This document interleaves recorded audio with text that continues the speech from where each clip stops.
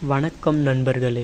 இன்றைய வீடியோவில் தமிழ் இலக்கணத்திலிருந்து மிக முக்கியமான வினா எழுத்துக்கள் பற்றி எளிமையாக பார்க்க போகிறோம். இந்த தலைப்பு TNPSC, TRB, TET, group 2, group 4 போன்ற போட்டித் தேர்வுகளுக்கு அடிக்கடி கேட்கப்படுகிறது. முதல்ல, வினா எழுத்துக்கள் என்றால் என்ன?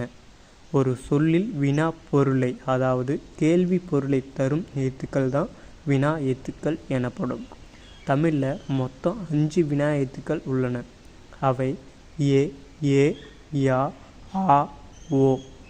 இந்த 5 எழுத்துக்களும் ஒரு சொல்லின் முதலில், இறுதியில் அல்லது இரண்டிலும் வந்து கேள்வியின் பொருளை உணர்த்துகின்றன. வினா எழுத்துக்கள் வரும் இடங்கள்.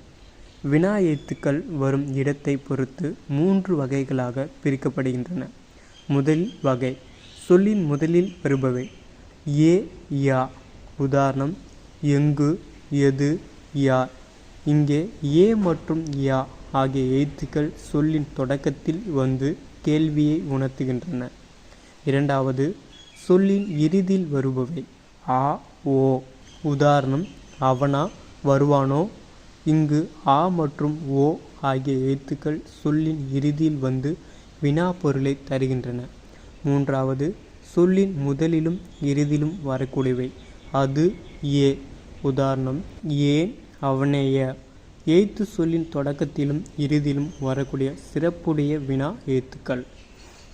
வினா எழுத்துக்களின் வகைகள். வினா எழுத்துக்கள் 2 வகைப்படும். அகவினா, புறவினா. அகவினா. வினா எழுத்துக்கள் சொல்லில் உள்ளேயே இருந்து வினைப்பொருளை தருவது அகவினா. இந்த வினா எழுத்துக்கள் நீக்கினால் அந்த சொல்லுக்கு பொருள் இருக்காது. உதாரணம், எது, யார், ஏன். இவற்றில் ஏ, யா, ஏ ஆகிய எழுத்துக்கள் நீக்கினால் மீதமுள்ள எழுத்துக்களுக்கு தனிப்பொருள் இருக்காது. அதனால் அவை அகவினா. புறவினா. வினா எழுத்துக்கள் சொல்லின் வெளியே வந்து வினைப்பொருளை தருவது புறவினா. வினா எழுத்துக்களை நீக்கினாலும் மீதமுள்ள சொல் தனியாக பொருள் தரும். உதாரணம், அவனா, அவன் ப்ளஸ் ஆ. வருவானோ, வருவான் ப்ளஸ் ஓ.